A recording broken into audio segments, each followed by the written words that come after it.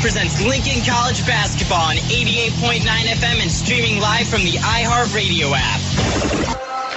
Hi, and welcome into, again, Gary, Indiana. We are at the University of Indiana Northwest. They are hosting this little round robin here between all these independent schools here. Lincoln College is one of them. Adam Hoffman, Nick Jackson with you, bringing it to you live. First, though, we have the Lady Lynx, as ladies always go first. Following that game will be the guys' game here. Adam, again, great to have you alongside here. But again, let's talk about this Lady Lynx team here so far. Coming into this game, again, they're riding a 2-game winning streak. They did play back on December 21st. That was their 1-game over break. That was the first game Aaron Young came back. She did stand out in that one. She had 21 points, and it looked like a good start to her first here and then in the season here for her. But again, they also played back on January 3rd as well, and they got a win against Cotty College, who was 0-10. They won that one 72-58 on the road. So they're riding a 2-game winning streak. They're coming in pretty high here. Yeah, I mean, I think they're really looking good as we get more and more of our girls back. I mean, we're still without Madison Howard, Elizabeth Thank-Holy for injury and other reasons. I'm not sure what it is, but as soon as we get everyone back, it's more and more of an advantage to have depth off the bench and have the people that we really trust in the starting lineup. So just getting all of our girls back and healthy, it's going to be the best for us. Again, now taking a look, we're in a new year.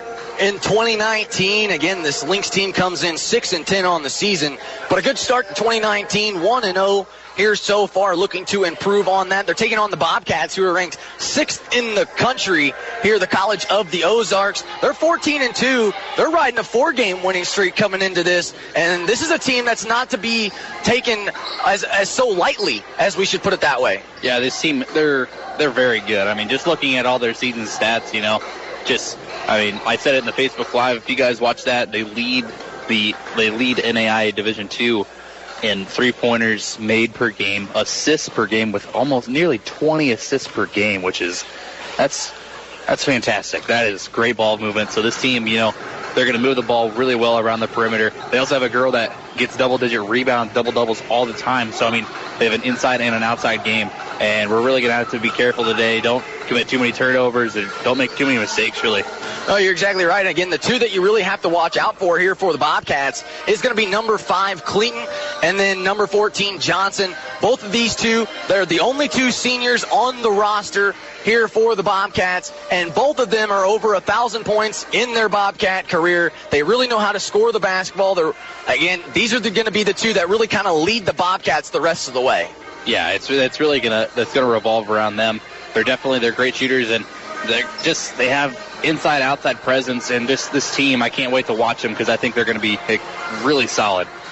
Oh, I think you're right as well. Again, Adam was just talking about the rankings here in this one. We're not going to go over all of them here, but if I just count here real quick, 1, 2, 3, 4, 5, 6, 7, 8, 9, 10, 11, 12 rankings here, all in the top 20 just for different categories for the Bobcats. So this is a very solid team. They can pass, they can shoot, they can score, and by the way, they can play defense as well. Yeah, they're a really good defending team.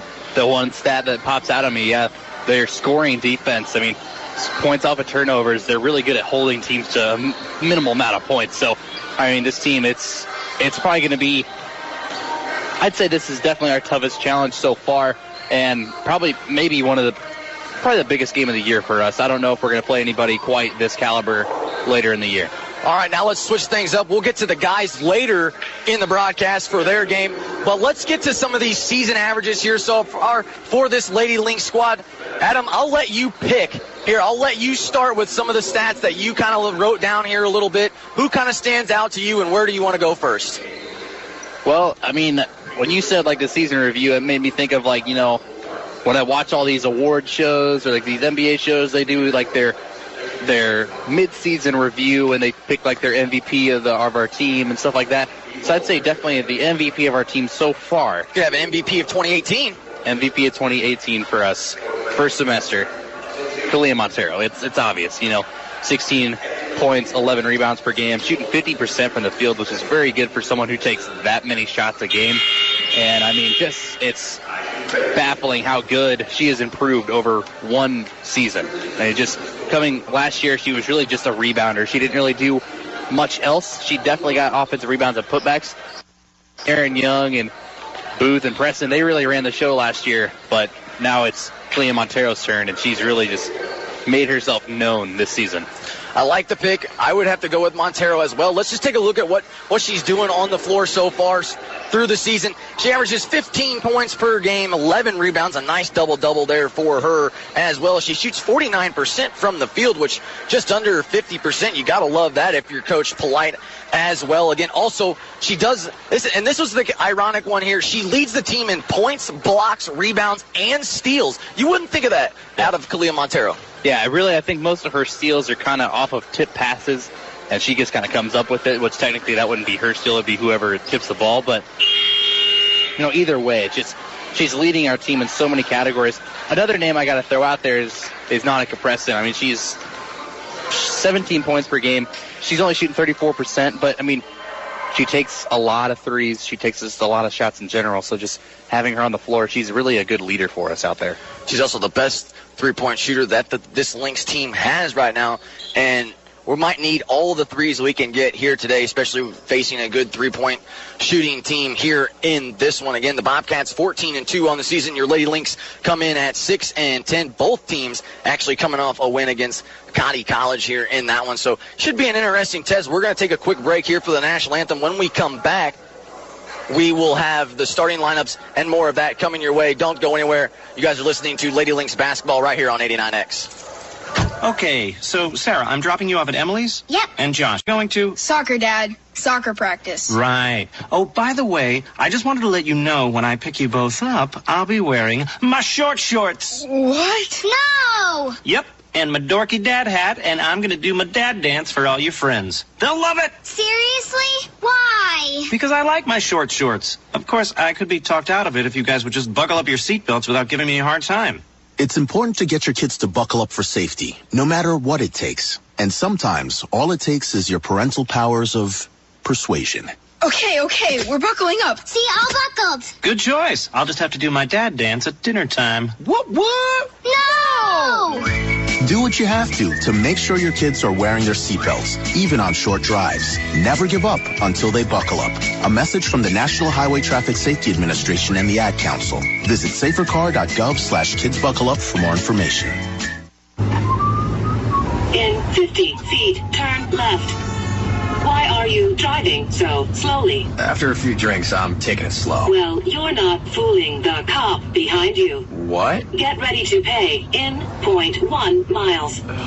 Getting pulled over for buzz driving could cost you around $10,000 in fines, legal fees, and increased insurance rates. Nothing kills a buzz like getting pulled over for buzz driving, because buzz driving is drunk driving. Brought to you by the National Highway Traffic Safety Administration and the Ad Council. 150 years of helping students maximize their potential, 18 intercollegiate athletic programs, and a student-faculty ratio of 15-1. It all adds up to an amazing college experience. Where? Lincoln College, of course. Want an associate's degree? Lincoln College offers those. Decide you want a bachelor's? Lincoln College has those too. From business management to vocal performance and so much more. Don't overlook the opportunity that is Lincoln College. For more info or to apply online, visit lincolncollege.edu today. This is 89X WLNX Lincoln, a Lincoln College station. Welcome back to the Cat Show. Up next, we have Nico. Nico is a member of the Shelter Pet Group. That's right. A group known especially for their sunspot sleeping, ball chasing, leg rubbing, and of course, companionship. Just look how she struts. It's like she owns the place. And see how she curls up and cuddles her person. The pitch on her purring is simply perfect. Nice one. Fantastic cat. But really the best way to know an amazing shelter pet like Nico is to meet one. Visit theshelterpetproject.org today. Adopt. Brought to you by Maddie's Fund, the Humane Society of the United States, and the Ad Council. We are back here in Gary, Indiana, where your Lady Lynx getting set to tip off against the Bobcats here of the College of the Ozarks. But again, right as promised here, starting lineups and keys to the game here for Adam Hoffman. Again, first for the Bobcats here. Yeah, for the Bobcats, you got number 3, Abby Oliver. Number 4, Maddie Brethauer. Number 5, Kelsey Clayton. Number 12, Alexis Smith. Lexi Smith, and number 14, Cass Johnson. And for the Lady Lynx, Nick. Again, a little change here for this Lady Lynx squad. Donica Preston still there, the lead runner. She's getting the start here, the junior out of Chicago, followed by Hannah Cameron, number 10 out of Lincoln, Illinois, the hometown hero here. See if she can be one today as well. Clea Montero down low again, no change there. Erin Young back in the starting line, getting her first start here today in this young season, making her third appearance here for this Lynx squad. And then Imani Smith rounding it out of Indianapolis, Indiana. So kind of a home game here for Erin Young and Imani Smith. Maybe those two will have some big games here today. Yeah, hopefully. And for the keys of the game, we're kind of introducing this new thing with our broadcasts and kind of what I think that our team should come out and do. And really for me, it's you got to keep College of the Ozarks off the three-point line, obviously. That's number one. And you got to limit their passes more and more. And for us, I would say use our athletes to our advantage. Use Erin Young. I mean, she's going to be the best athlete on the floor, no matter what. Clea Montero, she's down low. She's going to be killer down low. And another thing for us, control the rebounds. If we have more rebounds than them, if we control the rebounds, we will win this game. Again, I have to like it. We heard even Coach Polite say on the bus ride here, we're going to switch things up here. We're going to show different looks here in this one. Now we'll see if this Lady Lynx team can capitalize and execute on those switches here in this one. But also as well, the Lady Lynx, well, maybe the guys as well, but so far the Lady Lynx, they're rocking the new Adidas uniforms here that the Lynx just got in. They're the white ones. It looks like the home ones, but I think they're the road ones for sure. Yeah, I think we're just kind of wearing the home whites today. Just it's the tournament, we don't really have a home team. I guess we must have a higher rank, really, if we're wearing home jerseys.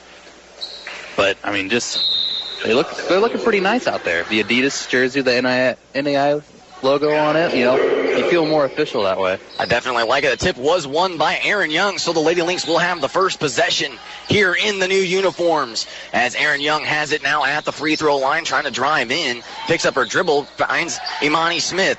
Now over to Cameron.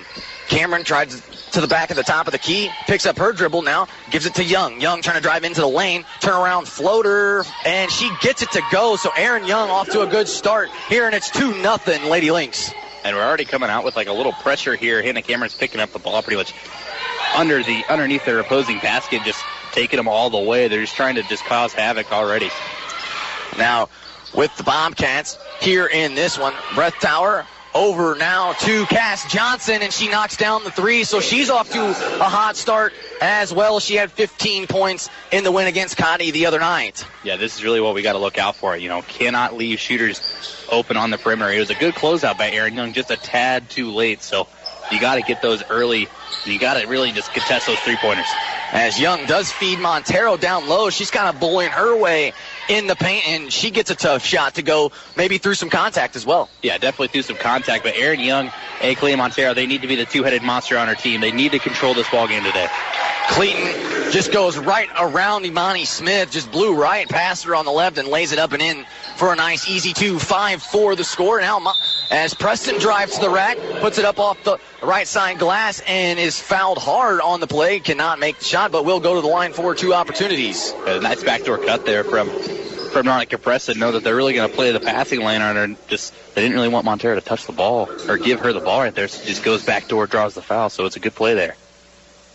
And Preston's first free throw, she knocks it down, and she's just a 66% free throw shooter here from the line, trying to make it 100 with this one right here, and she cannot. And always a broadcaster's curse right there. Always a broadcaster's curse. We always say something, and it always happens. So next time I'll say that she misses it, she's going to make it. As a big three there by Oliver, she cannot hit it.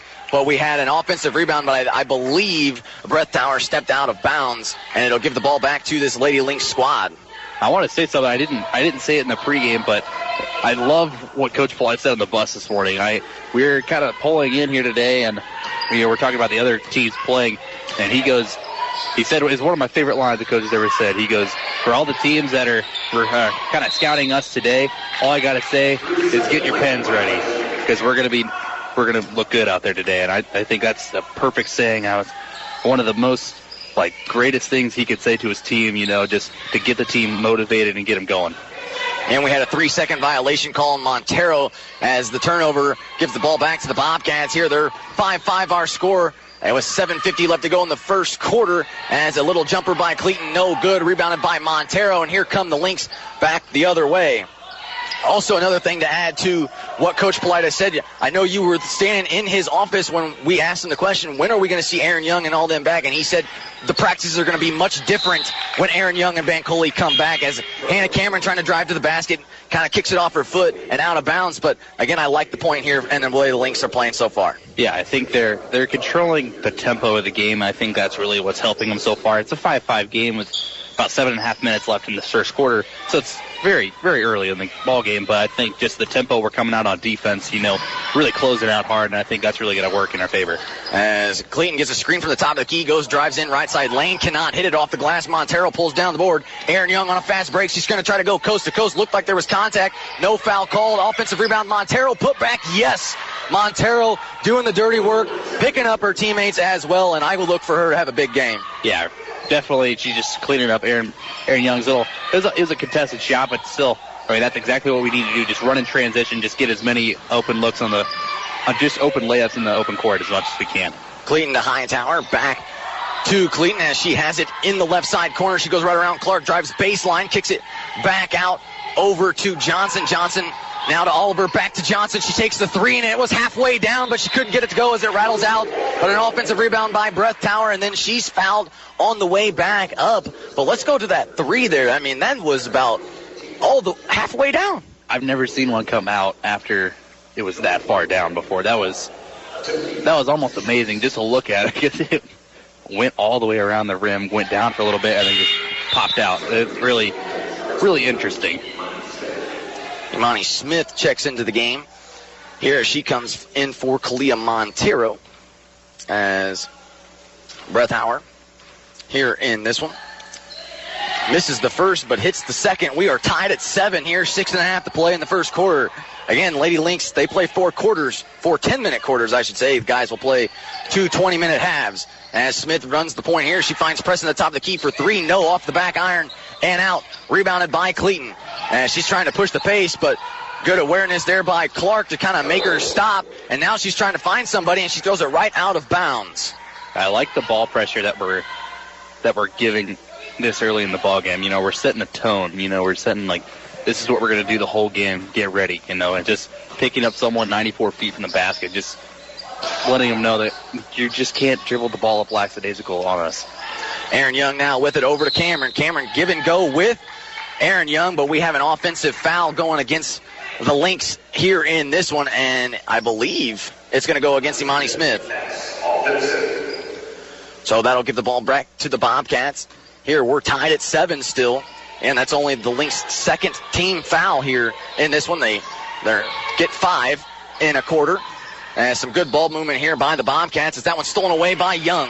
Young on the fast break, has her teammates, but instead she's going to slow the pace up a little bit. She sees a lane now, drives in right side, turnaround, fader, and somehow gets it to go. And it's almost like she makes the easy shots look hard and the hard shots look too easy. Yeah, that one was one of the toughest shots she could have possibly taken in that situation. She's knocked down the same shot twice. The little turnaround fadeaway jumper, just nothing but net. Oliver now with it. Back over to the top of the key in Breathauer. Now to Oliver. She's on the right wing. To the top of the key now, and Johnson. Johnson down low to Smith, who is wide open underneath the basket. Some miscommunication on defense there for the Lady Lynx. Yeah, definitely a miscommunication. Just wide open on that cut, like you said, and just no one really in 3 feet of her. So wide open layup. Cameron now with it at the top of the key. She finds Preston on the left corner. Back to Young. Young trying to feed Cameron, who's posting up down low. Instead, she's going to have to back out. Give and go with Young, who tried to cut towards the basket. They said it was last touched and tipped by this Lady Lynx team off of Young, so it's going to give the ball back to the Bobcats. Close play there, but again, you got to like how this Lynx team moving on offense. Yeah, there's passing cut, which is definitely one of the most effective offenses you can use. Just the passes let her just a little too much, and there was some contact there too. Now the Bobcats with the 19 seconds on the shot clock, but it's stolen away by Preston. Ball's loose on the floor. She finds Clark. What a good hustle play there by Preston. Now Clark picks up her dribble at the top of the key. Out to Smith, who almost looked like she was in transition to shoot. They feed Montero down low, but we're going to have a traveling violation as that double team here so far by the Bobcats on Montero, kind of giving her fits a little. Yeah, I mean, she's definitely not expecting it. The Bobcats did a really good job looking at the film. They know that Montero likes to catch it down in that low block, so they double her immediately. So just gives her just a misunderstanding of where everyone's at, kind of. Clayton now with it in the right corner as she gives it over to Johnson.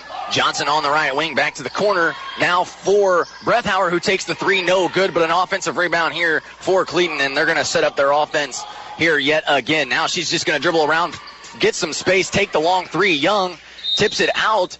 We'll see who they say it was off of, and they do say it was off the Bobcats. So the Lynx will get the ball back as here comes Victoria Malone into the ball game here for Monica Preston for her first minutes. Again, Malone here so far in this one, averaging 3 points, 2 rebounds, and assists here so far, averaging just about 21 minutes per game as Smith drives in left side lane, wanted a foul, didn't get one, looked like there was contact. Instead, it's rebounded by the Bobcats. Here they come back the other way. Oliver had it tipped away by Smith, but she stepped out on the baseline, so it'll stay with the Bobcats. However, though, you got to like the hustle here and the aggressiveness on defense so far. Yeah, Monty Smith, she didn't get the call down here that she wanted, so what'd she do? She just put her head down, ran down the floor, just tried to make a defensive play, just knocks one out of bounds there. So good hustle play there by Smith. And Tia Clark checked back into the game here along with Hannah Cameron as they come in for, I believe it was Aaron Young, and couldn't see who the other one was. We had some substitutions for the Bobcats as well, but we're sitting here in the far left corner on the baseline. Tough to see some of these angles here. With 3 seconds on the shot clock, though, Clayton takes a little five-foot jumper, couldn't get it to go, rebounded there by Tia Clark. Here come the Lynx now back the opposite direction. 3 minutes left to play in this first quarter. 9-9 our score. Smith with it at the top of the key over to the left wing for Clark, trying to feed Cameron down low. Pass too high. It's tipped into the hands of Clayton, and here come the Bobcats the other way. They might have a fast break, but Victoria Malone hustling back as she gets back quickly, but they feed, again, Annie Noah, who was running the floor, and she's left wide open on the baseline, and she knocks it in. 11-9 now the score. Here in this one, this Lynx team in those new uniforms trying to make a statement as Clark with it gets a screen by Montero. Bounce passes one to Malone, who's trying to drive baseline back to the wing for Smith. To the top of the key now in Cameron. Cameron goes to Clark in the corner. She's trying to drive in, tries to throw up a shot at before she traveled. It looked like a foul. No contact. There's no foul called anyway, I should say. As here come the Bobcats. Johnson across the court pass now to Oliver, who drains the three from way downtown. 14-9 now. That was a great play there by the Cougars. I mean, just a cross-court pass, just nothing but net. It was a wide-open jumper. No one really knew her. Smith now bringing the ball up here, trying to create a space for her shot as she feeds Malone just inside the three-point line in the right side corner. Over to Clark, now to Cameron. Back to Clark. Over to Montero at the top of the key. She feeds Cameron down low. Power dribble, turn around left hand hook. No good, just a little too strong there as Clayton pulls down the board. Yeah, she kind of faded away from the basket right there. That really ultimately caused her to miss that jumper. I think Kalia Montero is going to come over the foul on the other end. Because I believe that was Clayton just went all the way to the basket. Just got the rebound and went all the way. We've seen her do that a few times here in this one as Montero picks up her second foul already here in the first quarter with 1:42 remaining, as she is going to come out and take a seat. Preston and Aaron Young both check back into the ball game for Montero and Clark. But Clayton does hit the first one here in this one, has one more coming. Off the side of the rim and out as Young pulls down the board. 1 of 2, 15-9 now here in the first quarter of Lady Lynx trail with 1:30 to go. Malone brings it up the floor. Here she's on the right wing, trying to feed Young down low. She was open, but nobody saw her as they find Preston. Preston trying to drive in, puts one up off the glass, trying to get contact, and once again, not blowing the whistle here today. Yeah, there's not enough contact to blow the whistle right there. They're trying to sell it more and more, but just it's not enough. Cass Johnson drives right side lane, had an opening but cannot hit, as now we have a jump ball as Oliver and Hannah Cameron were fighting for it. The possession will stay here with the Bobcats. They lead at 15-9 underneath their own basket. Now they're set to inbound with 17 seconds. And so far this Bobcats team not really showing that they're more physical, but they make the open shot when they need to, just like that, as a turnaround fader by Annie Noah from the baseline is going to give them a 17-9 lead. And now I believe we have a illegal inbounds. Somebody was on the line. An inbound violation, so they probably didn't take the ball out. I mean, we're about 100 feet from it, so we can't really see it. But I'm pretty sure that's what the call was. And it was the other baseline, the opposite baseline, so tough to see for us. But again, the Bobcats will get the ball back as they feed Noah down low. Clayton drives into the lane, up and under move, and this time she is fouled yet again. So she'll go to the line for 2 more opportunities here in this one. And we saw it last year. Kind of what hurt this Lady Lynx team was all the fouls so far. And yes, they only had 7-8 players. This time we have 11. But again, Montero already on the bench with 2 fouls.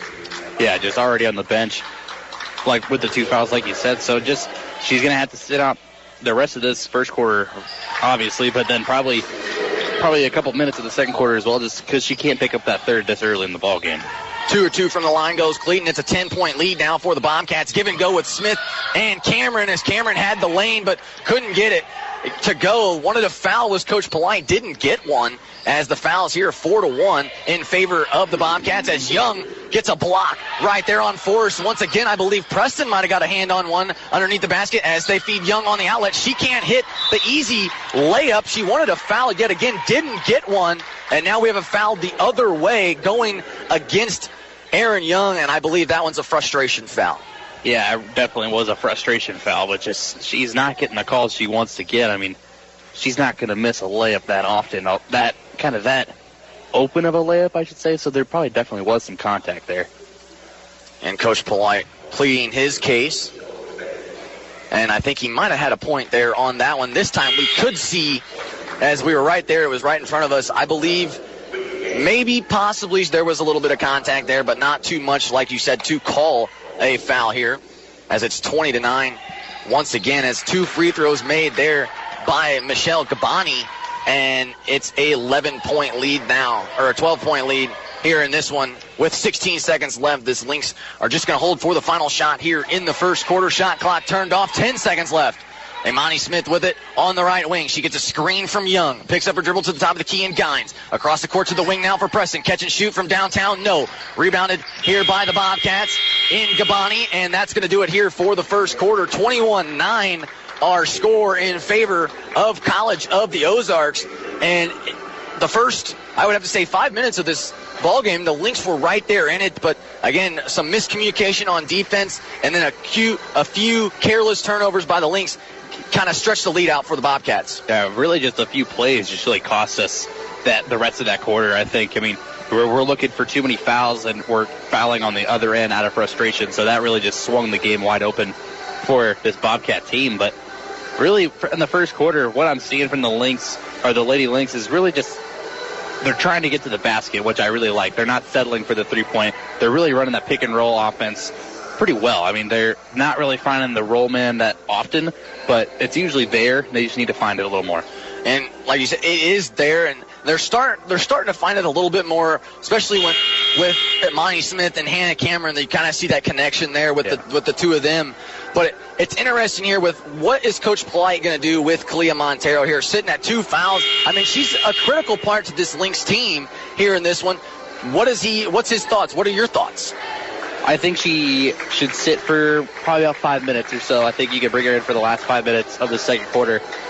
But if you do, you can't really put her on a predominantly good offensive player for the Bobcats, just because it's going to cause her to foul more and more. Another thing with the pick and roll, we're running it pretty well, but the one thing that we cannot do under any circumstances is force it. You cannot force the pass in there because it's just not going to work. So you got to just wait patiently, wait for the open man to come. The Lynx will have the first possession of the second quarter. They trail 21-9. Preston with it at the top of the key. Over to Smith on the right wing. Trying to feed Young down low. She takes a step back fader. She was asking for it. She got it, but could not hit the shot as it's rebounded there by Forrest. She's going to bring it up the floor now here in this one. And you got to like the fact that Erin Young is taking charge, not only on the offensive end, but the defensive end as well, trying to get her Lady Lynx in position there. But just a better move there by Maddie Brethauer, just backing down Gines and lays it up and in. Yeah, just a better move. Like you said, just goes one dribble, just drop step right down baseline, just wide open lane. Gines now has it at the top of the key. She's looking to her left now for Malone. Malone trying to drive in, right side lane, puts it up off the glass. Almost got it to go, but hits off the side of the rim and out. 23-9 now, 9 minutes to go before halftime here as Oliver sees a lane, drives right past Imani Smith and lays it up and in. And now that's going to cause Coach Polite to take a timeout here in this one, and I believe this is a much-needed timeout. Yeah, I think it's a little late of a timeout as well. So, I mean, I think you could have used that. You could have used one of them in the first quarter, definitely when it started getting a little just out of hand. So it's really getting out of hand now. It's 25-9, just under 9 minutes to go, like you said. So really I'm not really sure what you could do at this point. You just need points. You gotta get points any way you can at this point. Now, if you're Coach Polite, you're going to have the basketball. Erin Young seems to be kind of in a groove a little bit when she gets closer to the basket. It seems like her percentage shooting-wise is better as she gets closer. I mean, would you agree here? Yeah, I know obviously. That's kind of the obvious reason. Should make it as you get closer. But again, this is a Lynx team that doesn't shoot the three ball particularly well, and they're going up against a team that not only can score in the paint, but they take a lot of threes as well. Yeah, so, I mean, we got to play our own game. I think Erin Young is settling for difficult shots and longer range shots, and she really shouldn't be. I think, you could get her on a wing and just isolate, just get her on one side of the floor and just clear out. Just let her go one-on-one with another girl. Just see if she can get to the basket. As you see, the Lynx will have the basketball here. Coming out of the timeout, they trail 25-9, 8:45 left to go in the second quarter. Clark with it as she finds Young at the top of the key. 13 seconds on the shot clock. She bounce passes one to Smith. Smith give and go with Malone as she was backing down her man. I thought Smith should have just took it herself, but instead it's a turnover as Malone had it tipped away out of her hands, and the Bobcats go back the opposite direction. Now Oliver with it in the left corner. Drives in, takes the mid-range jumper, and got a friendly roll there with the rim right there. Yeah, just at that first quarter when they were just kind of going in and out, I thought, maybe this is going to play in our favor, but now it seems like they're just making everything out there. Smith trying, like you said, just needs some points, took the mid-range jumper. It was there, just could not hit it as it's 27-9 now, and this Lynx team needs some points desperately here in this one. Oliver with it in the corner, guarded by Smith. As she feeds to Smith. Over in the wing now for Forrest, who takes the three. No good. Long rebound into the hands of Smith for the Bobcats. She tips it back out to Oliver, and they're going to reset the shot clock here. And it didn't seem like anybody wanted the basketball there. Good ball movement by this Bobcat team yet again as Smith hits the three from the corner. Got some help not only from the backboard but from the rim as well. Yeah, definitely. You can't let that wide open of a shot, just the extra pass right there just led to the wide open three from the corner. Preston is going to try to answer, but a little short there off the front of the rim, and it's rebounded by the Bobcats. 30-9 now. Oliver almost thought about going coast to coast as it's over to Smith. Even better ball movement now as Gabani takes the mid-range jumper. No good. Offensive rebound yet again, did not hit the rim, so the shot clock did not reset. Here as Brethauer takes the three from the wing, and if you give them second chances, they're going to make you pay like they did right there, as it's 33-9 now. Yeah, you can definitely see some frustration in the ladies' face. They can't get, there's a lid on the basket right now. They can't get anything to go. They're getting good looks. And then we're also getting silly turnovers like we did right there. The ball just... There's a tad second late on the pass right there, and just Tia Clark didn't quite expect it. As now Coach Polite going to take another timeout. I believe Hannah Cameron just checked in before that timeout was called. So, again, with this being said, 33-9 right now. Like you said, the Lynx struggling offensively. What are some easy looks on offense to kind of give you just a for sure bucket or kind of help you get an easy bucket? Yeah, well, I'm not quite sure at this point. Clay Montero also is going to check in after this break. I did see her come to the scorers table, so I think you just kind of give her the ball down low, clear out, just see if she can create a post move of some sort, without drawing an offensive foul, of course, but just see if she can get something going for her. Coming out of the timeout will be the Bobcats basketball here in this one, as once again, Breath Tower from the top of the key for three, no good. About made that one as well, but Preston pulls down the board. A 1-on-3 fast break. She's going to back it out, but almost threw it over the head of Imani Smith, but she'll recover here in this one. That could have been another turn of events there for the Lynx, as Smith just holding it at the top of the key. 14 seconds on the shot clock. Now Preston with it on the wing. Preston gets a screen from Montero. She drives into the lane, puts it up off the glass. Almost got the friendly roll, but instead does draw the foul, and it will go to the line for 2 opportunities. That's really good. I mean, that's exactly what they need to do at this point of the game. You need points. You need to get something going for you. So, just draw some fouls. Get to the free throw line. Hopefully you knock them down. She does knock down the first one here in this one. Now has one more coming. That's the second. 2 for 2 from the line here in this one. Notice I didn't say anything this time about her percentage, and she makes a pair. So I think that's the plan from here on out. That's the key. Definitely, that's the key. 33-11, 6 minutes left to play before halftime, and the Lynx desperately trying to get to halftime with a few more points here, as that one by Oliver was tipped out of bounds, and it's going to go to the Lynx here in this one, so they're going to have back-to-back possessions here. Maybe need a basket right here as well. Oh, yeah, you definitely need a basket. Look, really, whenever they turn the ball over, we got to capitalize on it. We got to capitalize on their mistakes.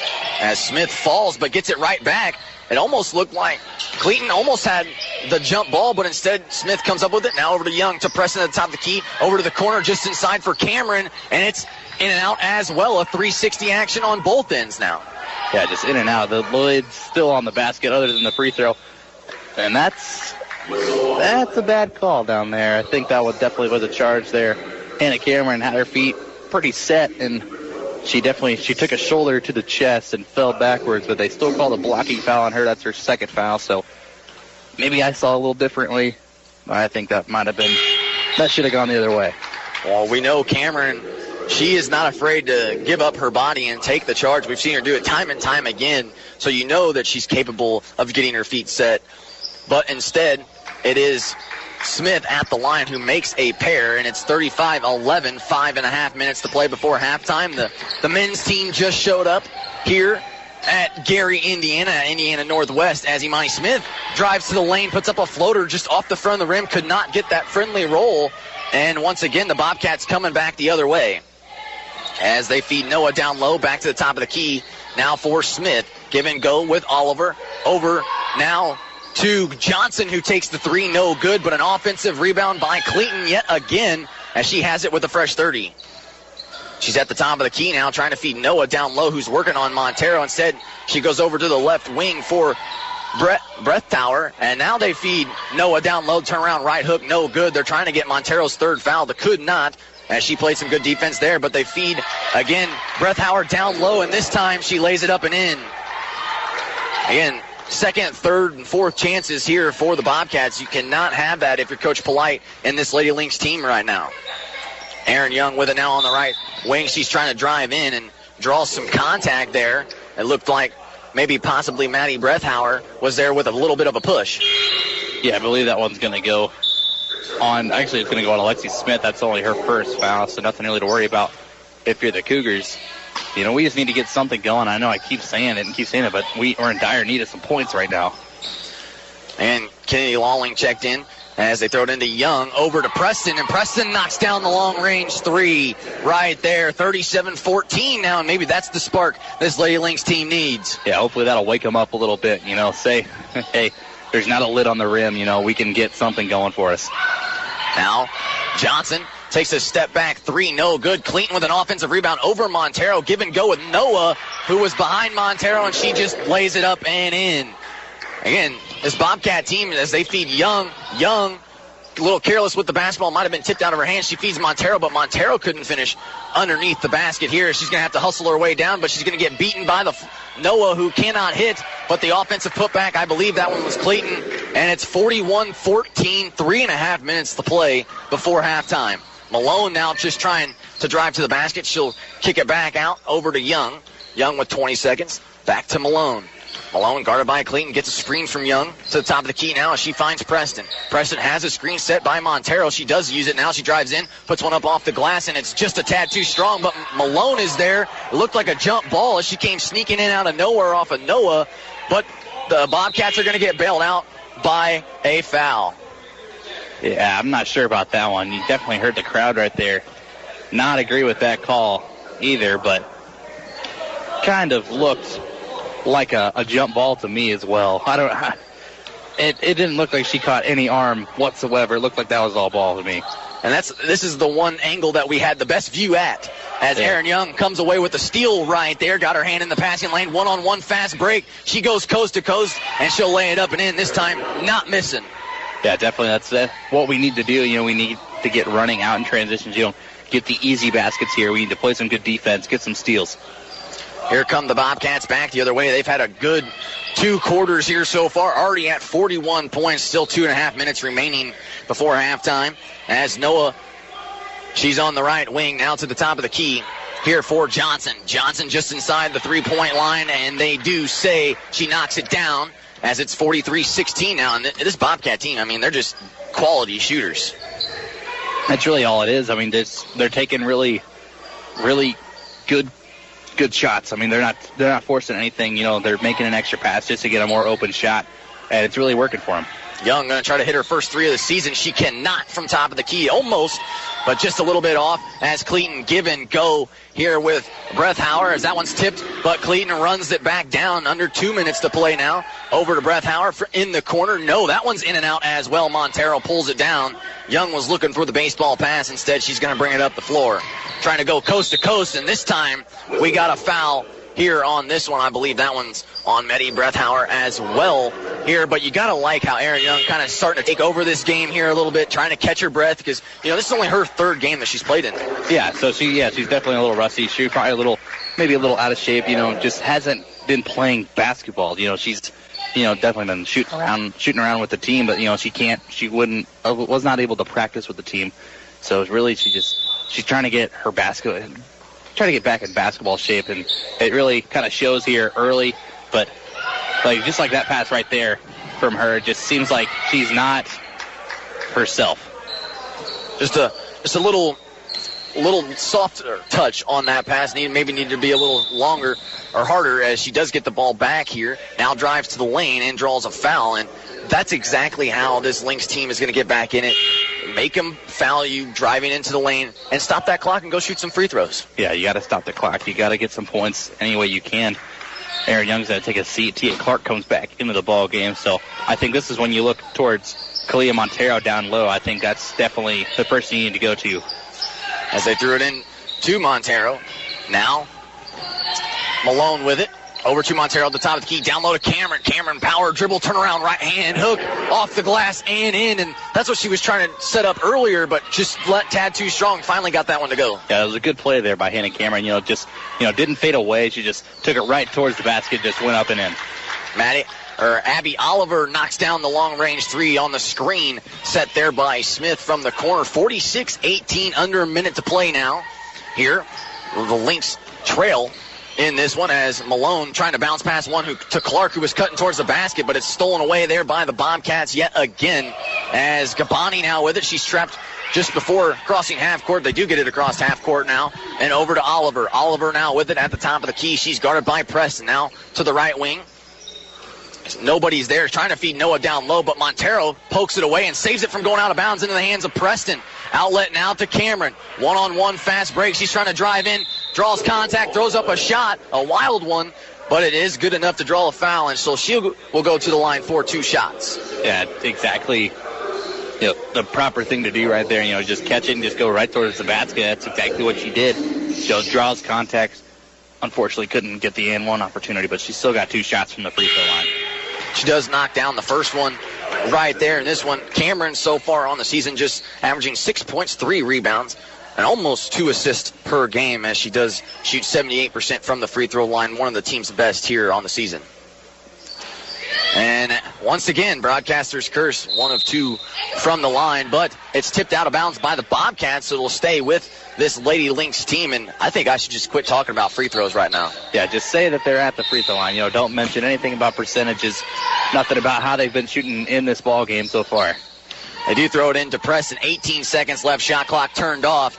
Here the Lynx will hold for the final shot, and I'm sure Coach Polite and his team, they're ready to get to halftime to regroup here in this one.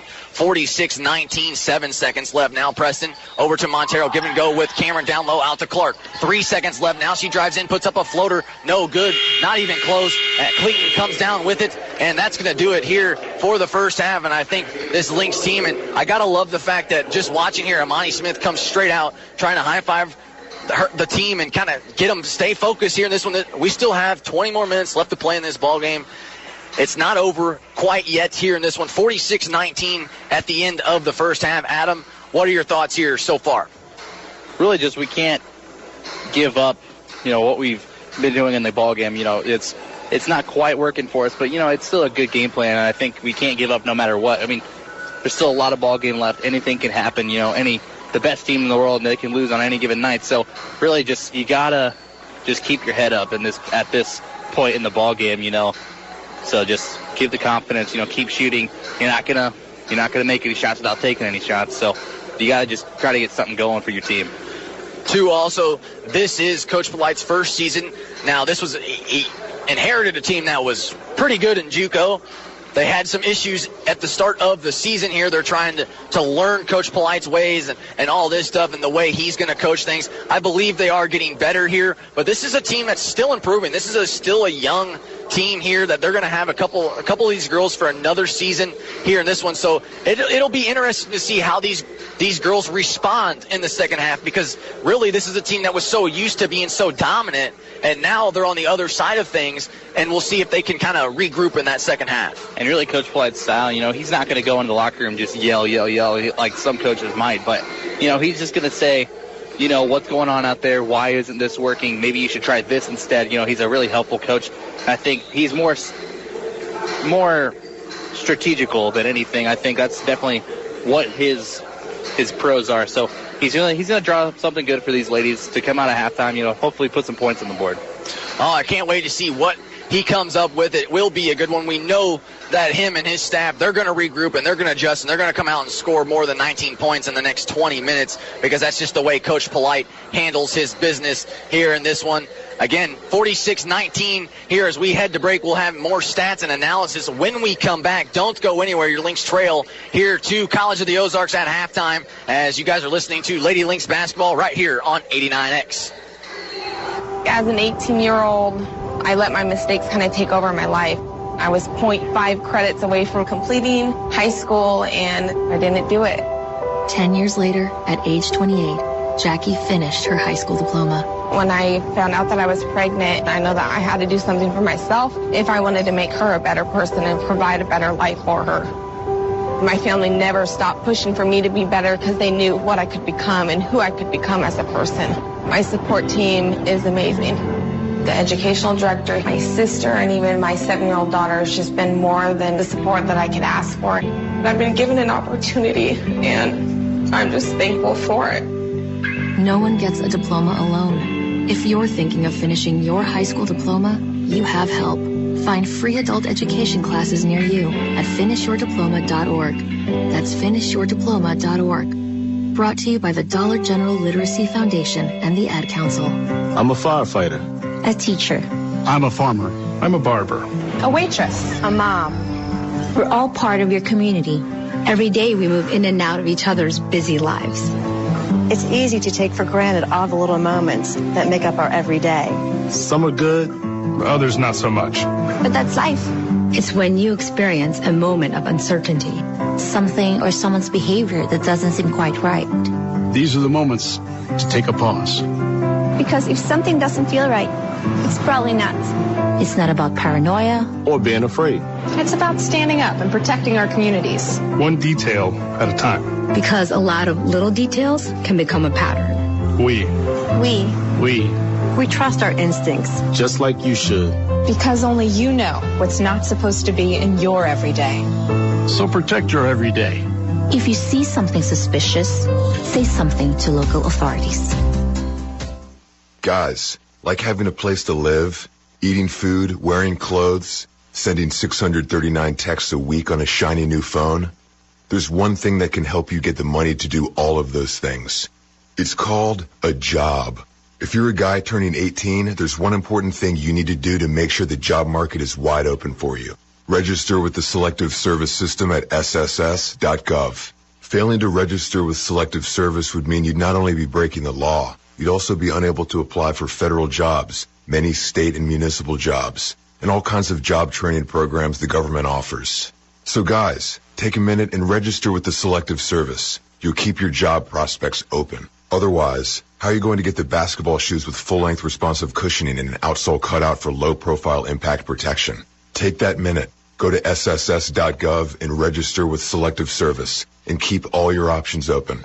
Remember, it's quick, it's easy, it's the law.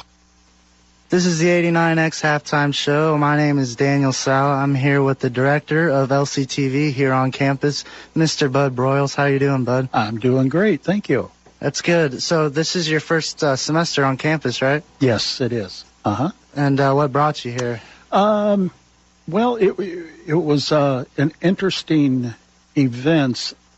I have Parkinson's disease, and through Parkinson's, I was pretty much in trouble. I couldn't feed myself. I was using a walker.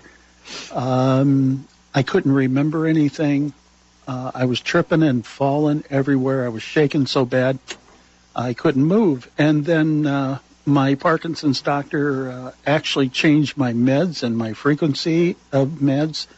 And within 2 weeks, I started doing better. Then I got a call from John Malone here at the college asking if I'd be interested in coming out of retirement and just helping with the TV side. And I've been doing this for, 35, 40 years. And I said, absolutely, I'd love to.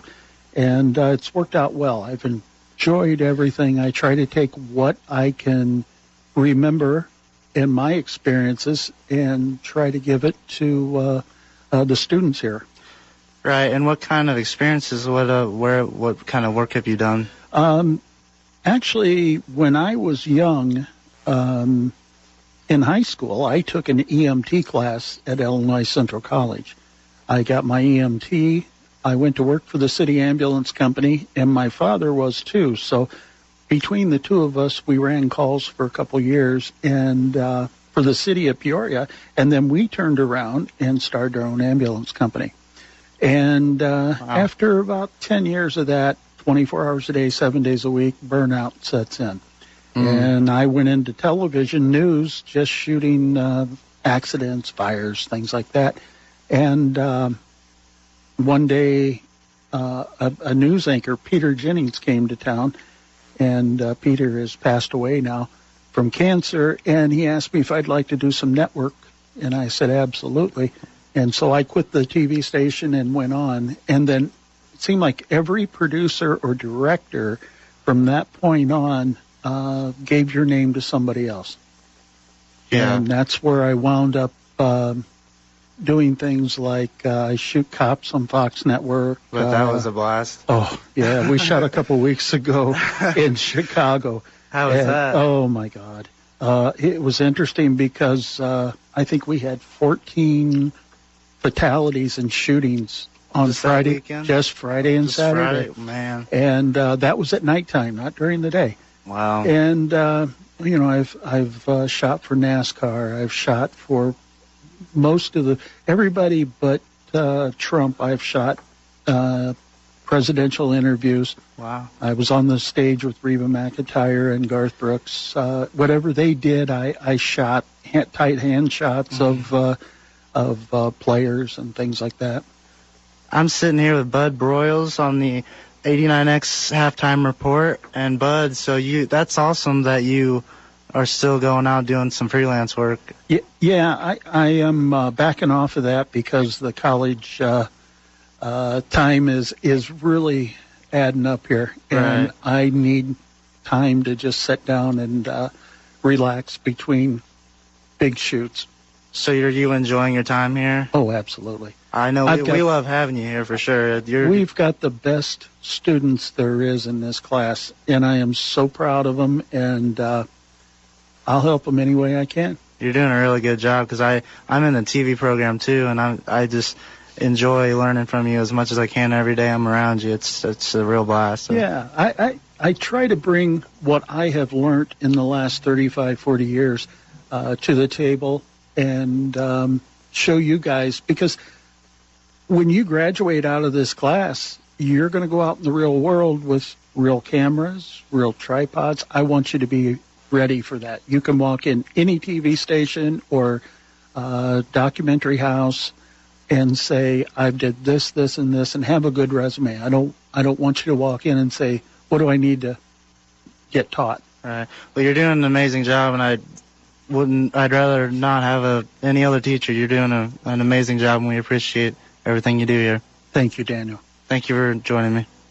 And my name is Daniel Sala, and you're listening to the 89X Halftime Show. Welcome back here to Gary, Indiana, where, again, the Lady Lynx trail at halftime, 46-19 to College of the Ozarks. But we're going to take a quick break from that. I actually have Ed McGee, the assistant basketball coach here for the guys, also the head basketball coach for the JV program here at the college as well. Again, thank you for joining me, Coach McGee. Now, let's talk about this Lynx team here so far in this one. 13-6 on the season, but I remember those few bus rides about a couple months ago where you, me, Coach Lepp were all standing around going, this could be a long season if these guys don't kind of get it together. Well, since then, they've kind of started focusing up a little bit more, running on 7 in a row here. What's going on? Well, the last couple of months, we've really been focusing on finishing games, managing games towards the end. We have 6 losses, and 4 of those losses have been by 1 point, so managing games and finishing close games was a huge focus point for us in practice and in finishing up in film and things of that matter. So we wanted to make sure that the guys understood that, hey, we're right there.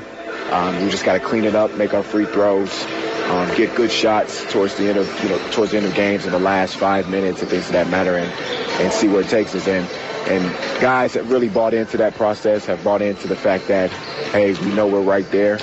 We just want to continue to do what we do and then, finish games.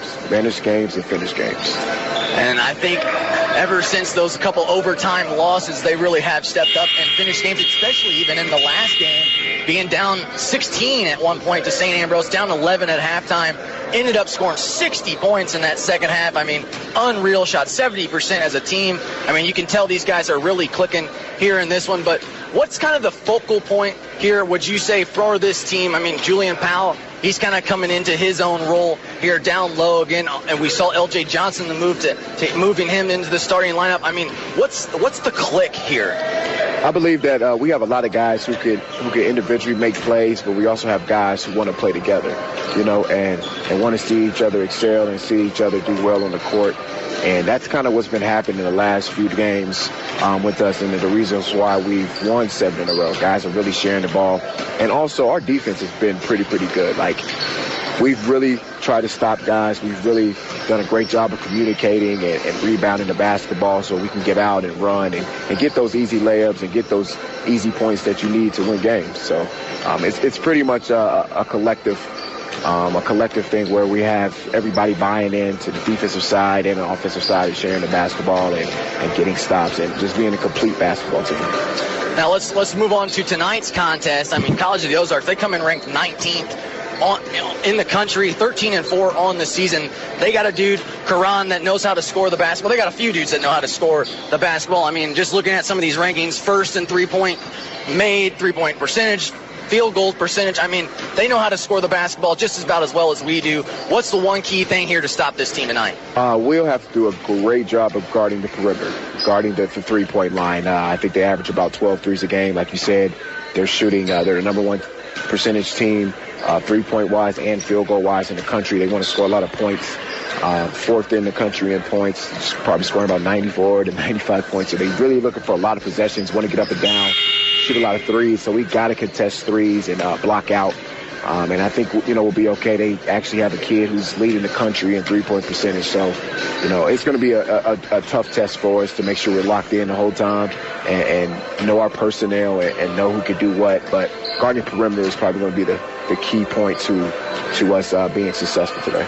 Well, again, good luck tonight, Coach. Again, thank you once again for coming on here and joining us here. Again, we are at halftime here, just moments away. 46-19 is the score here at halftime. The Lady Lynx trying to regroup here in this one. We will see if Adam Hoffman will have the stats here coming up in just a quick moment here in this one. We're going to stay right here because we're about a minute away here before we set the tip off this third quarter here in this one. We'll let Adam get his headset readjusted here in this one. And Adam, take a quick look. I know you had the stat sheet here. You have some things circled, and it doesn't look good for the Lynx. No, definitely not. I think our shooting percentage is just way too low. We're shooting 25% from the field, 20% from the three-point line, and only 66% from the free throw line. So really, all numbers need to climb here in the second half if we want any chance of coming back in this game. But for the Bobcats, 44% from the field, 33% from the three-point line. So they're not shooting lights out, as I would say, but 90% from the free throw line. So you got to keep them off the free throw line here in the second half.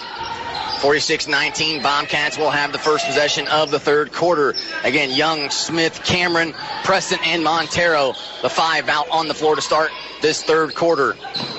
Brethauer now has it as she finds Oliver. Oliver on the right wing trying to drive in left side lane over the head of Cameron and somehow got that one to go with the up and under move there in that one. Yeah, we had countless layups in that first half that looked exactly like that, and ours always rolled out, it seemed like. So the first possession for them, they had a similar shot in it, and it makes it for them. Young to Cameron. Back to Young for three at the top of the key. No, too strong. Rebounded there by Brethauer. As she bounce passes one to Oliver, she'll bring it up the floor here for this Bobcat team. Now Smith to Cleaton. Cleaton to the corner now in Smith. Smith guarded by Young. Back over to Oliver on the right wing. 13 seconds on the shot clock. Basically in one position as they catch and shoot. Brethauer there, but she cannot hit an air ball, but catch and shoot put back there by Smith, and Aaron Young had the foul. Yeah, just really, if you don't foul her, you give up 2 points right there. So at least this way, you got to earn the points at the free throw line. With the first one, that is good. So Smith knocks down the first here in this one. Do you think if I said her free throw percentage that maybe she would miss? I don't think so. She does knock down a pair right there. 50-19 now. Really just for the Lady Lynx, you just got to get points any way you can, give Clea Montero a touchdown low, give Aaron Young a touchdown low, because she seems like she has a whole new post game that we didn't really even know about coming into the season. So just, get something going. Don't settle for the three-point shot unless it's wide open. Montero with it with 10 seconds at the top of the key on the shot clock. Over to Smith. 6 seconds now. Lynx just kind of standing around offensively. Preston in the corner now, not even aware of the shot clock. Has to throw up a prayer and does hit the back of the rim. Cameron with an offensive rebound and putback because nobody was home for the Bobcats. But again, it worked out for the Lynx, but basically everybody was standing around. Now that one's stolen away on a baseball pass there by Cleaton into the hands of Cameron. Smith down low to Montero, but is denied by the bottom of the backboard. Cameron gets the offensive rebound. The putback no good as well. This Lynx team just, no matter how easy or open they are, they just can't buy one. Yeah, that one, I don't even know how it didn't go in. It pretty much it hit the backboard perfectly, went into the rim, and just bounced right out. I'm not sure how it missed. It looked like an over and back there by Smith. Over Cameron, no call, though, as the Bobcats get the offensive rebound. Cleaton now with a nice touch off the back of the rim as it drops in. And it seems like we can't buy a basket to get these little rollouts here and there, and they always get the friendly roll. Yeah, it seems like they're always getting the friendly roll, like you said, and we can't get anything to go. Not even the little bunnies from point-blank range, you can't get anything to go. Cameron now to Young at the top of the key. She drives in right side lane, puts up a wild shot, almost went in. Montero with an offensive rebound put back. No, as that one also as well bounces around the rim a little bit, but then Cameron picks up the foul about 90 feet away. the Aaron Young shot, hit the top of the backboard and then came down and hit the rim. I'm like, really, this is the shot that we're going to make right here. This is the one, huh? And still came away empty. So there's a lid on the basket right now for us. And Smith gives it down low now to Johnson, but she gets it back out for Brethauer, and she knocks down the corner three right there. So again, this Bobcat team not letting up. 55-21 here, 6:45 left to play in this third quarter. Smith now bringing it up the floor here for this Lynx team. Over to Cameron at the top of the key. To the corner now for Preston, who drives baseline, trying to feed Montero down low, but Mosta threw it out of bounds. It was last touched by Preston, and it's going the other way. 55-21, 6.5 minutes left, and the Lynx now going to turn on the press right here as they put on that full court press. I mean, we can't beat them in the half court, so you might as well see if we can stop something right here. It does not seem that way, because they get right to the basket. Brethauer just goes straight up, and you got to foul her if you Kalia Montero. It's 2 points. I believe that's Montero's third foul, and it is. So Brethauer will be at the line for 2 shots. First one, no good. Maybe we just don't need to say anything for them, and it works out. So it's vice versa for them here in this one. As the second one off as well, but nobody home for the Lady Lynx as they get the offensive rebound, so they miss a pair, but they're going to get another chance right here in this one. As Johnson over to Clayton from downtown, and she's a dangerous three-point shooter, but not this time as she misses, but an offensive rebound by Oliver as she's guarded by Smith, and it's a fresh 30 for the Bobcats yet again. As now, I believe that was Oliver or Brethauer who drove in to the lane. Couldn't get it to go, but Clayton was there. She finds, once again, Johnson, and they lay it up and in. Yeah, I mean, that was definitely a possession that didn't go our way, but we definitely did find the person to foul on their team if we have to foul, and that's Brethauer. Misses a pair right there. They get the offensive rebound, but, that's the person we need to foul if that comes into play here later in the ballgame. As Nautica Preston count the basket and the foul as she drives in and draws some contact and has the nice, easy finish there.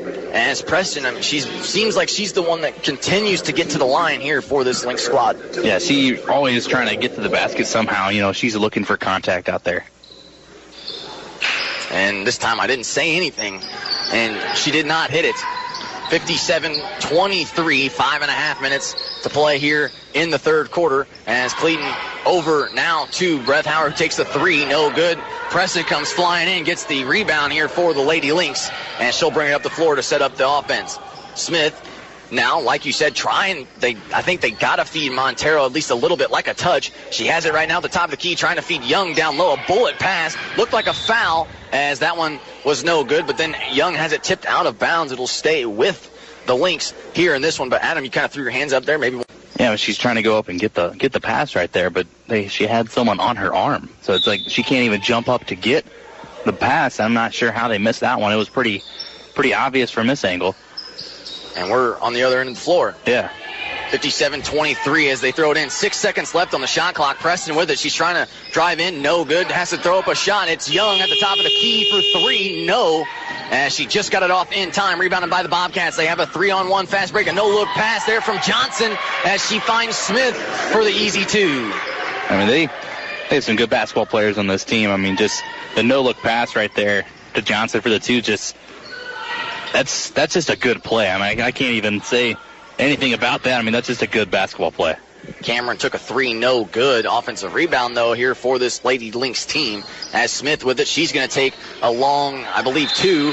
She does hit it, though, however, and it's a timeout taken here by Coach Polite. 59-23 here in this one. But let's kind of go back to what you just said here. This Bobcat team, this College of the Ozarks team, they're not ranked 6th in the country just because of it. I mean, this is a team, like you said, they are well disciplined, they are well coached, and like you said, they find the open man, they make the extra pass. I mean, they do everything right. Yeah, they really do. And even if we lose this game by a bigger margin, it's nothing really to do with our game plan. The shots weren't falling for us. We were getting good looks, but shots aren't falling. And I mean, it's not like we're losing to a bad team. They're very well coached. They're just a very good team all around. So I mean, you can't really hang your head too low on how the game is playing out right now. It's probably definitely the best team that we're going to face this year. Definitely the best team that we faced so far. So I think, just try to cut into the deficit a little more. You might not come away with the win, but, just try to send a statement, say we're up and coming, we're going to be here again. I definitely agree. And also, this is the time, maybe for Coach Polite, you have nothing to lose in this game. Maybe try to run some certain things. Maybe try to get some chemistry with some different girls, looking for some games ahead, because they still have a tough schedule coming up. I mean, the next game that they got to play, they have to play Haskell Indian Nations, and they're 12-3. I mean, they're in the receiving those. So tomorrow's game is just going to be just as challenging. Yeah, and really our conference schedule, I put quotations around the conference because we don't really have one right now. That's really getting into swing here after we come back from break. So that's really going to be like the meat of our schedule. That's going to be the toughest part. So, this is kind of just getting ready for that. Like you said, they have nothing to lose. Try some different things. Just throw a couple girls out there that really don't play together that often. You wish that we had everyone healthy and back in the lineup, but that's unfortunate. But, just try to run something different. Montero does pull down the rebound. Outlet now to Aaron Young. One-on-one fast break. Cannot get that one to go. Just literally a hair too strong. Yeah, I mean, that's literally any other place that goes in. Any other place. As the Bobcats still shooting from behind the arc. This time it's Noah. She can't hit, but the offensive rebound now out to Forrest, who takes the three, but it goes over the backboard and out of bounds. And it gives the ball back to this Lynx team here in this one, 59-25 here. And it seems like the Lynx are having a better second half. Yeah, they're having a better second half, but once again, I keep saying it, they can't make anything. They can't buy a shot. As Montero has that one, trying to save it from going out of bounds, but throws it right to the hands of a Bobcat player, and that is Gabani, as she's trying to feed Clayton, who's running the floor. She cannot. Outlet to Young, who is all alone, and this time she's going to lay it up and in. We got one there. We got to keep running in transition. I think that's the only way we're really going to get back into this ball game. Just got to out-hustle them. You got to outplay them. You just got to get something going for us. I'll say there's a 10-second call right there, as some defense there by this Lynx team just goes to show you that they are not giving up here in this ball game until that final second is off the clock in that fourth quarter. They get a turnover. They force the ball. Now they got to get a shot. Yeah, I think that's something that we need to try a lot more of. Just some new defenses, just something different as Clay Montero gets her own rebound and putback. So she gets a bucket to go right there. But, just throw a different look at them. Just see if that'll work. Just see something we need to work on next game or anything in practice. Smith from downtown. No, Malone pulls down the board here. But meanwhile, while that was going on, Aaron Young looked like she was found in the middle of the court and slow to get up. But she does get the outlet pass and goes straight to the basket, takes some more contact, and now it's going to go to the line for two shots. Yeah, Aaron Young just kind of got hit and knocked down to the floor, just slow to get up, but immediately looks over at Coach Polite and says no, as in do not sub someone in for me. I'm fine. I want to keep playing. She does miss that first one, so she'll still have one more from the line. Young's second one is in as well, 1 for 2. And Aaron Young only, 88% free throw shooter on the season now. That's only through 3 games, but she's only missed 2 all year. She had 4 in the first game she played. Yeah, that's definitely what she did last year. And she's going to pick up a foul right there, as it kind of looks like she was kind of giving Gabani just a little bit of a push there. Yeah, it's kind of a touchy foul. I don't. That's kind of a soft foul for me. I don't really agree with that one. She's playing defense. They do throw it in to Cleveland, 59-30 here, 2:10 left to play in the third quarter. Give and go with Cleveland and Smith, no good. That one might have been blocked there by Young or Montero, as Malone has it. She's trying on the fast break. She backs it up, now feeds Montero driving into the lane, but she couldn't corral the pass, and it's off her hands and out of bounds. It'll go back to the Bobcats as Tia Clark checks back into the ballgame for Aaron Young. Again, I also have to like the substitution here by Coach Polite, knowing that Aaron Young is not full strength yet, cannot play the full 30 minutes, just because you said she's not quite basketball ready just yet. You see her getting subbed in and out. Yeah, I think we have really subbed in fairly well in this ball game. Bobcats miss a 3, rebound and putback there from Annie Noah. Kind of a weird reverse kind of sky hook. I don't really know how that went in, but it seems like we're subbing in and out a lot more today than we have in the past. As Imani Smith give and go with Cameron. She can't hit. Looks like she might have been fouled underneath the basket. She pokes that one away from Gabani. And it'll stay with the Bobcats here as Oliver and Brethauer check back in here for Clayton and Smith in this one. But that Lynx going to go back to that full court press. And we saw last year they ran this full court press fairly well. Yeah, I mean, that's definitely something that really worked for us last year. But, we have a few different players, might not work as well. Good hustle play there from Kalia Montero just to get in front of that pass and knock it out of bounds. But, yeah, I think the press can work. I think we need to put the proper system with the girls. I think having Aaron Young at the head of the press, I think that's definitely a good look for us. But then, you just need to find the other girls that just fit in the perfect spot. 61-30 minute to go as the turnaround jumper by Noah, no good, rebounded by Montero. And I want to go back to that play as well.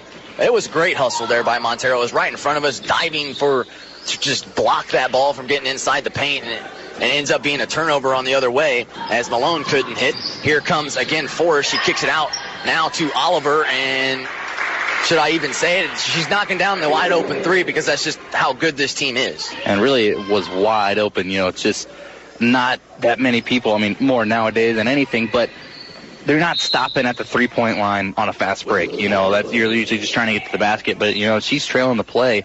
She's going to just stop at the line right there, and she's open. So it's a wide-open shot for her. Here comes Aaron Young back into the ball game. She checks in for Imani Smith along with Claire Shetley as she checked in for the Bobcats. It is going to be a fresh 30 here for the Lynx underneath their own basket as they throw it into Cameron. Cameron now in the corner, gives it over to Young. Shot clock has not started yet, but either way, Montero's going to finish through contact anyway underneath the basket. 64-32 now. 30 seconds, or under 30 seconds left to play. The shot clock and game clock separated by about 2 seconds. Here in this one, Forrest at the top of the key. Over to Shetley, who thought about a three pump fakes, but no dice there from this Lynx squad. As now Brethauer with it in the corner. 11 seconds, 8 seconds on the shot clock now. As it's now going to be a jump ball. As Gabani and Aaron Young were fighting for it. There's 7.3 seconds left. Enough time for possibly Malone or even Aaron Young to get down the floor. Yeah, they need to get a good shot right here. They only got 2 seconds. Nobody's even looking. And they're just going to hold it here in this one, the final 7 seconds. An interesting choice there in this one. I know there's not much they could have done with that, but it was just interesting how Aaron Young or maybe Clark didn't take the final 7 seconds up the floor. They're your quickest players, and you wanted to get it into their hands, but they didn't even get a shot off. Yeah, I really don't think they really knew what the circumstances were. I don't think they really had good court awareness right now. They didn't know the time.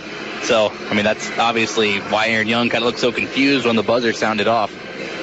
And 64-32 as we head to the fourth quarter here in this one. It's been all Bobcats so far. Once again, though, this is a Lynx team that's still trying to improve, and they are still trying to do their best here in this one. And yet again, this Bobcat team, I mean, they are playing a great team here in this one. They are just basically outmatched here in this one. And this is a team, like I said, let's just looking at some of the rankings here in this one. I mean, Clayton by herself is ranked 7th in total rebounds per game, 11th in offensive rebounds per game, 12th in assists per game, 12th in defensive rebounds per game. I mean, these guys do it all. She's also a 1,000-point scorer in the Bobcats' career, along with Cassie Johnson. She's 9th in three-point field goals made, 10th in three-point field goals shot per game, 13th in three-point field goal percentage, 25th in points. I mean, this is a Bobcat team that is just loaded with talent. Yeah, they really are. I mean, I think their bench players are, just as impressive as their starters. I mean, obviously, they're not carrying as much as a load as the starters are. That's a good move there by Cass Johnson. Just goes right at Aaron Young, goes strong up with a nice move there. She kind of gave a little look to Aaron Young as well. Not usually much of a talker is Aaron Young, as Clark with a good pass to Malone, but could not find it underneath the basket. Here they come back the other way, 66-32 now. Oliver give and go now down low to Brethauer, who does the turnaround spin move, but we're going to have a foul on the Lynx here in this one, and it's going to go on Kalia Montero, so that's going to be her fourth here in this one, and this is something that she's going to have to kind of play smart here in the next 9.5 minutes. Yes, she definitely will, but I do have to give it to Montero. You know, she picked up a second foul in the first quarter still, so it's just kind of, you know, she's only got 4 at this point of the game, so it's kind of impressive how disciplined she's been. We had a stoppage of play here, looking to see if they were in the bonus or something, but I mean, they should know. They haven't blown the whistle hardly at all. And the quarter just started. Yeah. So 1 of 2 from the line, but an offensive rebound there by the Bobcats. Looked like she stepped out of bounds on the baseline, but the official that was standing right there didn't see it. Here in this one, Oliver now with it, driving in, puts up a floater off the glass and got that one to go. Their head coach wanted a foul, but I mean, you're up by 30. You're not going to get that call. Yeah, I mean, if you're up by 30, I mean, you shouldn't even be, like, arguing that call. I mean, your team is up by so much. I'm not sure why their pressure is still so strong. You know, play some different girls. They've been playing the same girls throughout basically the entire time, as Young finally fouled underneath the basket, as that'll be the first here in the quarter. But again, this is something that this Lynx kind of need to start doing, driving a little bit more, causing a little bit more fouls, maybe kind of get them out of rhythm a little bit. They will inbound underneath their own basket as Clark throws it right into the hands there of Johnson, as she was basically just baiting her.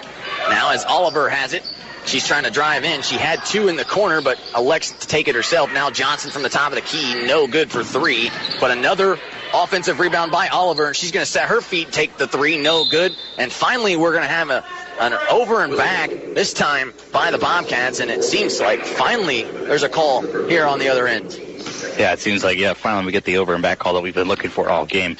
So, you know, coming back down, you know, I keep saying that we need points, so I think that's kind of getting repetitive at this point. You know, just try something new, you know, get something going, get Aaron Young down low like that, just like that. I mean, Aaron Young, nice little jump hook right there, get a post touch, nice spin towards the baseline, jump hook, bucket. And you gotta give these girls credit. I mean, we all know what the score is here, but this Lady Lynx team, they are still fighting, as that one right there tipped out of bounds by Montero. I mean, they're still fighting and trying to claw their way back into this one. And if the Bobcats, I mean, they haven't let up at all. But if they just blink for a second, the Lynx could possibly be right back in this game. Yeah, it's still possible at this point. You know, they can't, I'd say that they should let up just a little bit, but if they don't, you know, that could cause them to get us back in the game a little bit. As that shot is a wild shot by Smith. It almost went in, but now we have a foul going against the Bobcats here in this one, and that's exactly what this Lady Lynx team needed here today, as Whitney Gines checks in for Montero. We don't need her to pick up her 5th foul here in the next 8 minutes. Lynx will have the basketball here. They trail 69-34 as Gines has it at the top of the key. Over to Clark, down low to Young yet again. Almost looked like she was pushed, but just kind of tripped over her own feet, says the official, and it's out of bounds. And once again, it's going to be Bobcat basketball. Now Kennedy Lawling checks in here.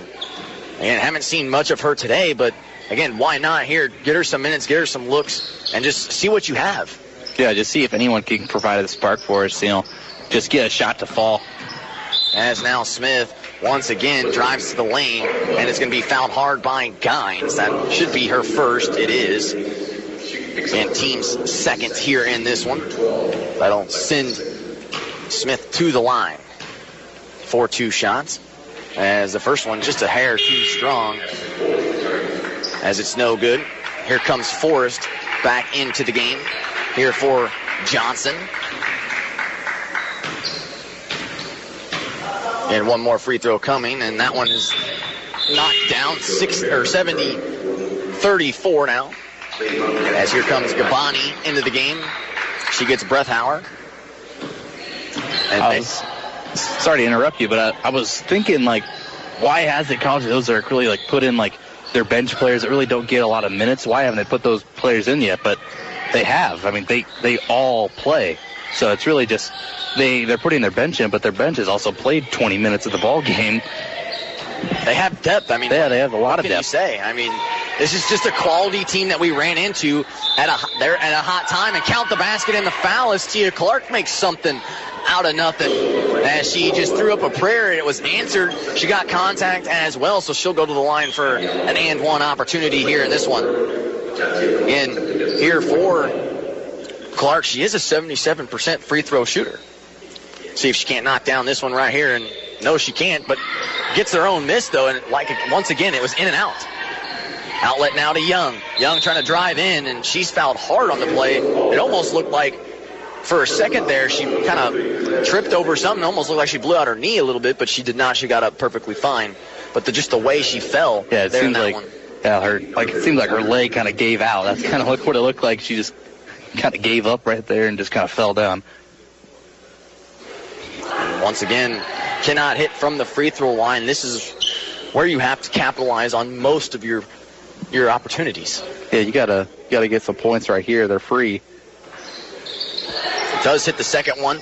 Make it 1 of 2 from the line. 70-37 now with 7 minutes left to play here in this one, as it's been all Bobcats so far. As now looks like Forrest trying to drive baseline. Looked like she might have stepped out, and finally the baseline official agrees with us. It's a different official this time, so we won't yell at her too bad. But again, finally something starting to go the Lynx' way here. Yeah, just finally getting the call there. I think we've seen a couple plays exactly like that where it's a foul or just nothing was called. I mean, you got to give some of the officials credit. They are letting them play here in this one to an extent, but normally you see, as that one thrown to Gines at the top of the key, over to Walling. But normally you see when the score's kind of like this, the officials kind of help out the team that's kind of down a little bit with some of those easier calls, as Young takes the long three. No, didn't hit the rim, as it was almost a shot clock violation. Malone almost had the offensive rebound, but instead it goes into the hands of Gabani. She's double teamed now. She finds Noah. Noah give and go with, it looks like Shetley. She can't hit, but Gabani's there. Misses. And his last touched by, they're going to say off of Tia Clark. So it'll stay with the Bobcats here in this one with just under 6 minutes to play. And I've been thinking about this a lot this ball game, but the Bobcats have a player, Annie Noah. She got the ball right there, just misses the turnaround jumper. But what I was going to say is she reminds me, I don't know if you watch much of NBA basketball, Nick. There's a player for the Denver Nuggets. His name is Nikola Jokic. I do. I use him. I try to go get and trade for him on 2K. On 2K all the time? So I do know what you're talking about. But, I've seen her play this whole game, and really she'll get a post touch and immediately look to pass for a cutter. And that's exactly what the Joker does in Denver. So I think, there's obviously, she's not as good as him. He's in the NBA, and he's also 7 foot tall. But, just slight similarities. I usually try to pick up a couple players here and there that remind me of certain players. I haven't really found a lot for our girls other than Whitney Gines. Kind of reminds me of Dennis Rodman. Just on court, obviously. But that's definitely something I picked up early in this ball game. She definitely has the hustle plays that he did as well. Definitely very aggressive, as Oliver from downtown, money once again. And this Bobcat team, they are not letting up by all means. They take the three and they make it. Young trying to just basically ISO ball here in this one, but blocked. And it's going to be into the hands, as it was actually touched out of bounds by the Bobcats, so the Lynx will retain possession. You could say that the Bobcats are kind of playing like the Golden State Warriors in a sense, just a lot of three-pointers, just they're not going to turn the ball over that much. One thing I didn't point out in the first half, we had 12 turnovers, which is really bad for a first half. We forced 8, but still the turnovers just, you can't have that many. Young hit a little turnaround right-handed hook shot right there on the other end. 73-39 now. 5 minutes still remain here in the fourth, as the Bobcats have the basketball. As Gines comes up with a steal, and now we have a foul going the other way here in this one. And that's the type of fouls that I'm talking about right there that we didn't see they let that go in the first half, but now that's going to send Gines to the line for 2 shots.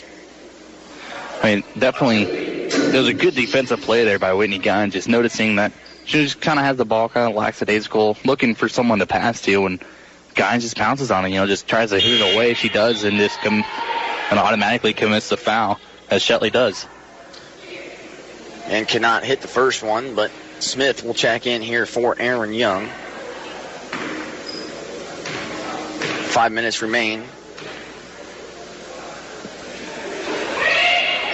As we just got a notification text, you can't hit the second one either.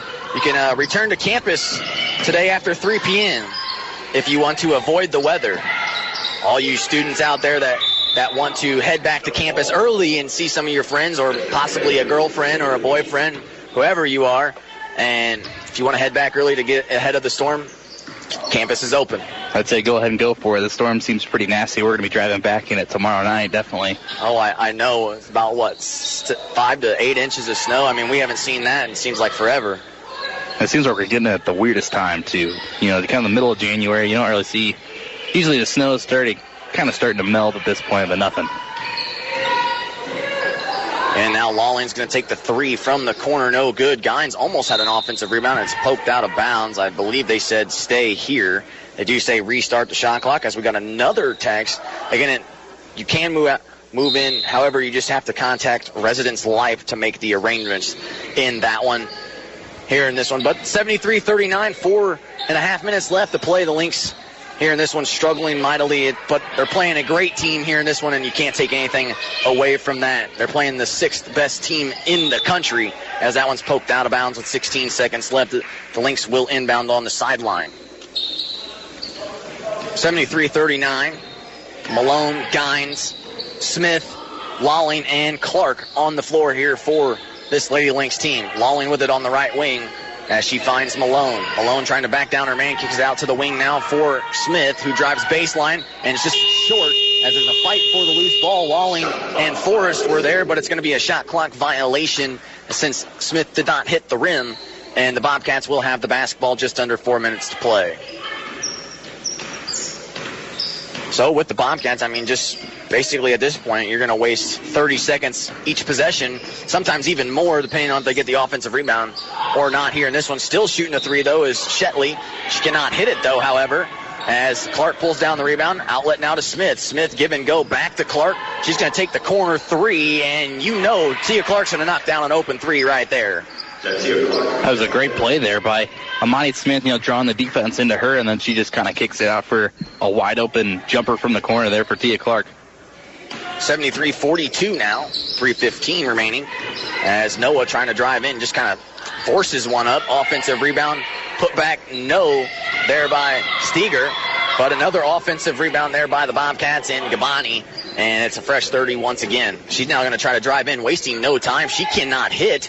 Steger once again, the second chance or third chance opportunity is laid up and in. And it seems like every time the Bobcats, if they don't score on the first basket, they get 4 opportunities and they score on one of them. And now that they steal that one away as Forrest, and she's going to run all alone on the fast break by herself, as it's now 77-42 with 2.5 minutes remaining. Clark now with it. She's on the right wing. 20 seconds on the shot clock. Over to Gines at the top of the key. The Lynx still trying to fight their way back into this one. As Lawling to the top of the key now over to Malone. She's looking to the right wing in Smith. Malone now sets a screen for her. She goes around it. Back to the top of the key for Gines. 6 seconds on the shot clock. Clark now with it. Trying to drive in. Kicks it out to the corner for Smith. Smith from downtown. And it was a good shot. It was open, but just missed. They're in that one again. The Bobcats head coach not pleased. Becky Mullis here in this one. And got to give her credit as well. She hasn't quit coaching either. Yeah, she's keeping her team very disciplined out there. They're running the proper offense. She's kind of running the bench right now.